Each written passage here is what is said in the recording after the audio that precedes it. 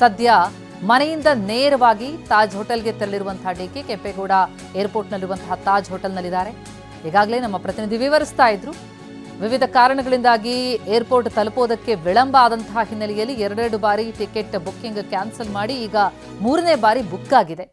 ಅದೇ ಕಾರಣನ ಈಗ ಫ್ಲೈಟ್ ಹತ್ತಿ ದೆಹಲಿಯತ್ತ ಪ್ರಯಾಣ ಬೆಳೆಸ್ತಾರಾ, ಮತ್ತೇನಾದರೂ ಬದಲಾವಣೆಯಾಗುತ್ತಾ ಅನ್ನುವಂತಹ ಕುತೂಹಲ ಇದೆ. ಆದರೆ ಸದ್ಯಕ್ಕೆ ಅವರು ಕೆಂಪೇಗೌಡ ಏರ್ಪೋರ್ಟ್ನಲ್ಲಿರುವಂತಹ ತಾಜ್ ಹೋಟೆಲ್ನಲ್ಲಿ ಇದ್ದಾರೆ ಅನ್ನೋದು ಗೊತ್ತಾಗ್ತಾ ಇದೆ. ಡಿಸಿಎಂ ಡಿಕೆ ಶಿವಕುಮಾರ್ ದೆಹಲಿಯತ್ತ ಪ್ರಯಾಣ ಬಹಳ ಕುತೂಹಲವನ್ನ ಮೂಡಿಸ್ತಾ ಇರುವಂಥದ್ದು. ಈ ಎಲ್ಲ ಬೆಳವಣಿಗೆ ಕುರಿತಂತೆ ಡೀಟೇಲ್ಸ್ ನೀಡ್ತಾ ಹೋಗ್ತಾರೆ ನಮ್ಮ ಪ್ರತಿನಿಧಿ ಪ್ರಸನ್ನ. ಈಗ ಸಂಪರ್ಕದಲ್ಲಿದ್ದಾರೆ. ಪ್ರಸನ್ನ, ಈ ಪಟ್ಟದ ಪಗಡೆ ಆಟ ಅಂತ ಇರೋದು ಆಗಾಗ ಮತ್ತೆ ಮತ್ತೆ ಬುಗಿಲೇಳ್ತಾ ಇರುವಂಥದ್ದು. ಅದರಲ್ಲೂ ಈಗ ಡಿಕೆ ದೆಹಲಿಯತ್ತ ಪ್ರಯಾಣ ಇದೆಯಲ್ಲ, ಅದು ಆ ಸಮಯ ಸಂದರ್ಭ ನಾವು ಗಮನಿಸ್ತಾ ಹೋಗೋದಾದ್ರೆ ಬಜೆಟ್ ಪೂರ್ವಭಾವಿ ಸಭೆಯನ್ನು ಕೂಡ ಗೈರಾಗಿ ಅಲ್ಲಿಗೆ ಹೋಗೋದಕ್ಕೆ ಮುಂದಾಗ್ತಾ ಇರುವಂಥದ್ದು. ಏನಾಗ್ತಾ ಇದೆ? ಮುಂದಿನ ಹೆಜ್ಜೆ ಇಡ್ತಾ ಇದ್ದಾರಾ ಡಿಕೆ? ಈ ತಾಳ್ಮೆ ಮಾತುಗಳನ್ನೇನು ಆಡ್ತಾ ಇದ್ರು ಅದೆಲ್ಲವೂ ಕೂಡ ಮುಗಿಯುವಂತಹ ಸಮಯನ ಹೇಗೆ? ಪ್ರತಿಮಾ, ಒಂದಷ್ಟು ಕಾಂಗ್ರೆಸ್ನಲ್ಲಿ ನಾಯಕತ್ವ ಬದಲಾವಣೆಯ ವಿಚಾರಕ್ಕೆ ಸಂಬಂಧಪಟ್ಟ ಹಾಗೆ ಚರ್ಚೆಗಳು ಜೋರಾಗಿ ನಡೀತಾ ಇದ್ದಾವೆ. ಅದರಲ್ಲೂ ಪ್ರಮುಖವಾಗಿ ಡಿಕೆ ಶಿವಕುಮಾರ್ ಅವರ ಬೆಂಬಲಿಗ ಶಾಸಕರು ಒಂದಲ್ಲ ಒಂದು ದಿನಾಂಕವನ್ನ ನಿಗದಿ ಮಾಡಿಕೊಳ್ತಿದ್ದಾರೆ. ಹೈಕಮಾಂಡ್ನ ನಾಯಕರನ್ನ ಭೇಟಿ ಮಾಡುವಂತಹ ನಿರಂತರ ಪ್ರಯತ್ನಗಳನ್ನ ಡಿಕೆ ಶಿವಕುಮಾರ್ ಅವರು ಮುಂದುವರಿಸಿದ್ದಾರೆ. ಬಜೆಟ್ ಪೂರ್ವಭಾವಿ ಸಭೆ ಅನ್ನುವಂಥದ್ದು ಒಂದು ಇಲಾಖೆಯ ಸಚಿವರಿಗೆ ಅತ್ಯಂತ ಮಹತ್ವದ್ದಾಗಿರುತ್ತೆ. ಅಂದ್ರೆ ತಮ್ಮ ಆಶಯಗಳಿರ್ಬೋದು, ಇಲಾಖೆಯ ಬಗ್ಗೆ ಅವರು ಅಭಿವೃದ್ಧಿಯ ವಿಚಾರಗಳನ್ನ ಏನೆಲ್ಲ ಮುಂದಾಲೋಚನೆಗಳನ್ನ ಇಟ್ಕೊಂಡಿರ್ತಾರೆ, ಆ ಒಂದು ಕಾರಣಕ್ಕೋಸ್ಕರ ಮುಖ್ಯಮಂತ್ರಿಗಳ ಜೊತೆ, ಹಣಕಾಸು ಸಚಿವರ ಜೊತೆ ಬಜೆಟ್ ಪೂರ್ವಭಾವಿ ಸಭೆ ಅತ್ಯಂತ ಮಹತ್ವದ್ದಾಗಿರುತ್ತೆ. ಆದ್ರೆ ಆ ಸಭೆಯನ್ನು ಕೂಡ ಬದಿಗೆ ಇಟ್ಟು ಡಿಕೆ ಶಿವಕುಮಾರ್ ಅವರು ಹೈಕಮಾಂಡ್ ನಾಯಕರನ್ನ ಭೇಟಿ ಮಾಡೋದಕ್ಕೆ ತೆರಳ್ತಾ ಇರುವಂತದ್ದನ್ನ, ದೆಹಲಿಗೆ ಪ್ರಯಾಣ ಬೆಳೆಸೋದಕ್ಕೆ ಅವರು ಒಂದು ರೀತಿಯ ಲೆಕ್ಕಾಚಾರಗಳನ್ನ ಹಾಕೊಂಡು ಹೊರಡ್ತಾ ಇರುವಂತದ್ದನ್ನ ಗಮನಿಸಿದ್ರೆ ಏನೋ ಒಂದಷ್ಟು ತಂತ್ರಗಾರಿಕೆಗಳನ್ನ, ಒಂದಷ್ಟು ಪ್ರಯತ್ನಗಳನ್ನ ಡಿಕೆ ಶಿವಕುಮಾರ್ ಅವರು ಮುಂದುವರಿಸಿದ್ದಾರೆ ಎನ್ನುವಂಥದ್ದು ಸ್ಪಷ್ಟವಾಗಿ ಗೊತ್ತಾಗ್ತಾ ಇದೆ.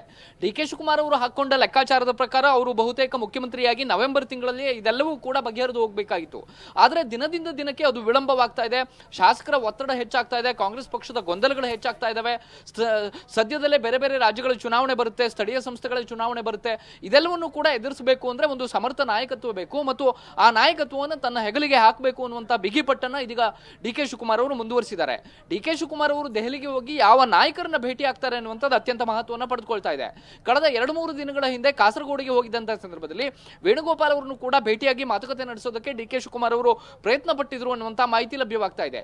ಇಲ್ಲಿ ಈಗ ನಾಯಕತ್ವ ಬದಲಾವಣೆ ವಿಚಾರವನ್ನ ಇತ್ಯರ್ಥಪಡಿಸಬೇಕಾಗಿರುವಂತದ್ದು ಸದ್ಯಕ್ಕೆ ಕೇವಲ ಮಲ್ಲಿಕಾರ್ಜುನ್ ಖರ್ಗೆ, ಸೋನಿಯಾ ಗಾಂಧಿ ಮತ್ತು ರಾಹುಲ್ ಗಾಂಧಿ ಅವರು.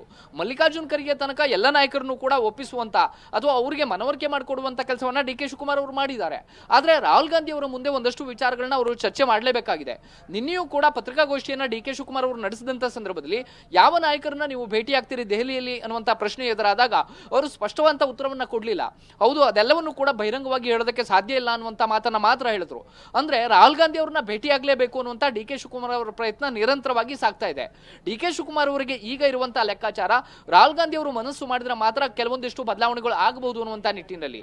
ಯಾವಾಗ ಯತೀಂದ್ರ ಸಿದ್ದರಾಮಯ್ಯನವರು ಮುಖ್ಯಮಂತ್ರಿಯಾಗಿ ಸಿದ್ದರಾಮಯ್ಯನವರೇ 5 ವರ್ಷ ಪೂರ್ಣಗೊಳಿಸ್ತಾರೆ, ಹೈಕಮಾಂಡ್ ನಮಗೊಂದು ಕ್ಲಿಯರ್ ಮೆಸೇಜ್ ಕೊಟ್ಟಿದೆ ಅನ್ನುವಂತ ಮಾತನ್ನ ಹೇಳಿದ್ರು. ಆಗ ಸಹಜವಾಗಿ ಡಿಕೆ ಶಿವಕುಮಾರ್ ಒಂದಷ್ಟು ತಂತ್ರಗಾರಿಕೆಯನ್ನ ಇಲ್ಲಿಗೆ ನಿಲ್ಲಿಸಿದ್ರೆ ಸಾಕಾಗೋದಿಲ್ಲ ಅನ್ನುವಂತ ಲೆಕ್ಕಾಚಾರಗಳನ್ನ ಹಾಕೊಂಡಂತೆ ಕಾಣಿಸ್ತಾ ಇದೆ. ಇದೇ ಕಾರಣಕ್ಕೋಸ್ಕರ ತಮ್ಮ ಶಾಸಕರ ಬೆಂಬಲಿಗರನ್ನ ಬಿಟ್ಟು ಅವರು ಏಕಾಂಗಿಯಾಗಿ ಇದೀಗ ದೆಹಲಿಗೆ ಹೊರಡ್ತಾ ಇದ್ದಾರೆ. ಈಗಾಗಲೇ 2 ಫ್ಲೈಟ್ಗಳ ಸಮಯ ಬದಲಾಗಿದೆ. ಬೆಳಗ್ಗೆ ಹೊರಡಬೇಕಾದಂತವರು ಈಗ 2 ಫ್ಲೈಟ್ಗಳನ್ನ ಸಮಯವನ್ನು ಬದಲಾಯಿಸಿ ಮಧ್ಯಾಹ್ನದ ಫ್ಲೈಟ್ಗೆ ದೆಹಲಿಗೆ ತೆರಳುತ್ತಾ ಇದ್ದಾರೆ. ಈ ಎಲ್ಲ ಬೆಳವಣಿಗೆಗಳನ್ನ ಗಮನಿಸಿದ್ರೆ ಒಂದು ಬದಲಾವಣೆಯ ನಿರೀಕ್ಷೆಯಲ್ಲಿ ಡಿಕೆ ಶಿವಕುಮಾರ್ ಇದ್ದಾರೆ. ಆದರೆ ಅದು ಎಷ್ಟರ ಮಟ್ಟಿಗೆ ಸಾಧ್ಯ ಆಗುತ್ತೆ?